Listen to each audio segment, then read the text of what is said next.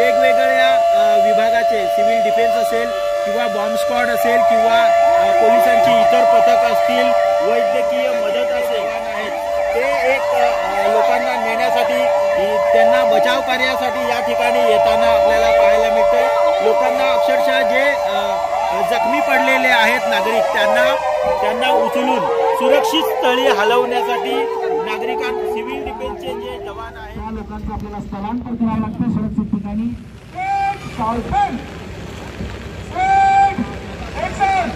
line